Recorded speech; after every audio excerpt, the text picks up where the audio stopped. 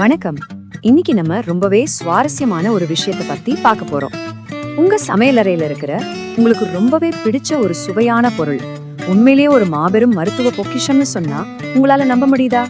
ஆமாங்க, அப்படிப்பட்ட ஒரு அற்புதமான விஷயத்தை பத்தி தான் இந்த விளக்கத்துல நாம அலச போறோம். இப்போ சீரக சம்பா அப்படின்னாலே நமக்கு உடனே ஞாபகத்துக்கு வர்றது பிரியாணியும் நெய்ச்சோறும் தானே. அதுக்கு மட்டும் தானே இந்த அரிசி.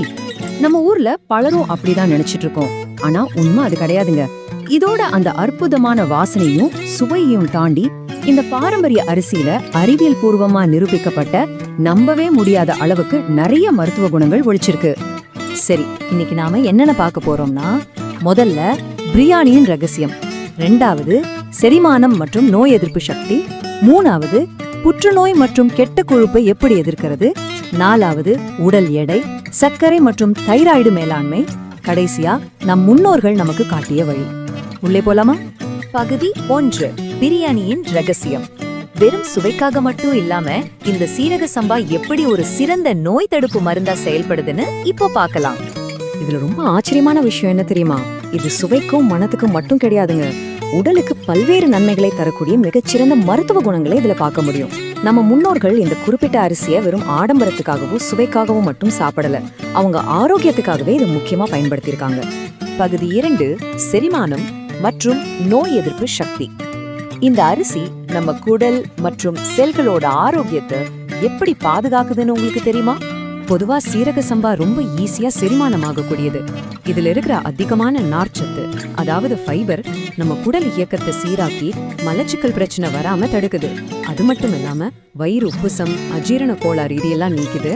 அதே நேரத்துல இதுல நிறைஞ்சிருக்கிற ஆன்டி ஆக்சிடென்ட்கள் நம்ம உடம்போட நோய் எதிர்ப்பு சக்தியை பல மடங்கு உயர்த்தி எந்த செல்லும் சேதமடையாம ஒரு ஸ்ட்ராங்கான கவசம் போல பாதுகாக்குது. இங்க நாம குறிப்பா கவனிக்க வேண்டிய ஒரு முக்கியமான வேதிப்பொருள் இருக்கு, அதுதான் ஃபினாலிக் சேர்மங்கள். சீரக சம்பாவில் இருக்கிற இந்த சேர்மங்கள் நம்ம உடம்போட நோய் எதிர்ப்பு சக்தியை நேரடியாகவே அதிகப்படுத்துது, செல்கள் டேமேஜ் ஆகிறதையும் தடுக்குது. இது சும்மா சொல்ற வார்த்தை இல்லைங்க, ரீசர்ச் பண்ணி நிரூபிக்கப்பட்ட உண்மை. அடுத்த பகுதி 3, புற்றுநோய் மற்றும் கொழுப்பை எதிர்த்து போராடுதல். இன்னைக்கு இருக்கிற நவீன காலத்தோட அபாயகரமான நோய்களை இந்த பாரம்பரிய அரிசி எப்படி வேரோட அழிக்குதுன்னு பார்ப்போம். சீரக சம்பா அரிசியில செலினியம் அப்படின்னு ஒரு தாதுவுக்கு இருக்கு. இது ரொம்பவே அற்புதமான ஒண்ணுங்க.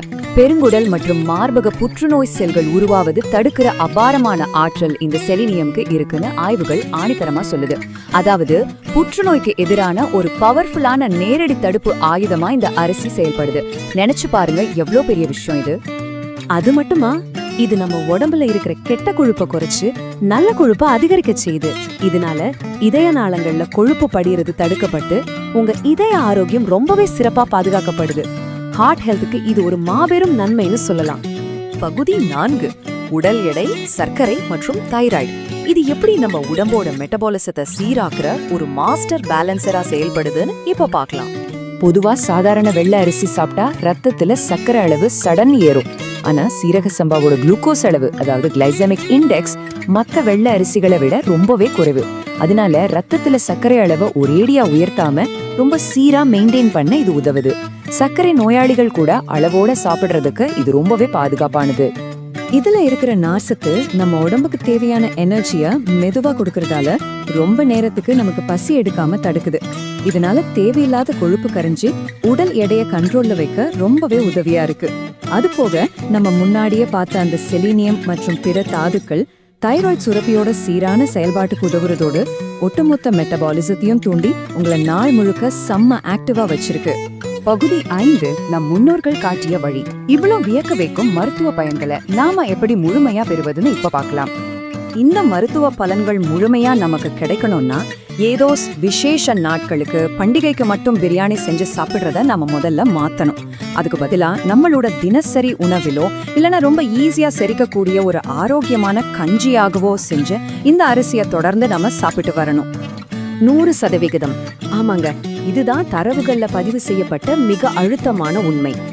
இனி வர்ற நாட்கள்ல நம் முன்னோர்கள் சாப்பிட்ட இந்த மாதிரி மருத்துவ தன்மையுள்ள பாரம்பரிய பொருட்களை நாமும் தேடி பிடிச்சு சாப்பிட்டா நோய் வந்து ஆஸ்பத்திரிக்கு போறதுக்கான வாய்ப்பே நம்ம உடம்புல இருக்காதுன்னு அடிச்சு சொல்லலாம். நாம எந்த நோயும் இல்லாம ஆரோக்கியமா வாழறதுக்கு இது ஒரு மிகப்பெரிய உதவியா இருக்கும். அப்போ நாளைக்கு உங்க உணவு மேஜைக்கு எந்த பாரம்பரிய தானியத்தை நீங்க திரும்ப கொண்டு வர போறீங்க? இதை நம்ம எல்லாரும் கண்டிப்பா யோசிச்சு எடுக்க வேண்டிய ஒரு முக்கியமான முடிவு. இந்த விளக்க தொகுப்பு உங்களுக்கு ரொம்பவே பயனுள்ளதா இருந்திருக்கும் நம்புறேன். இது மாதிரி இன்னும் பல நல்ல நல்ல தகவல்கள் அடுத்தடுத்து வரப்போகுது. அதனால தொடர்ந்து இணைஞ்சிருங்க.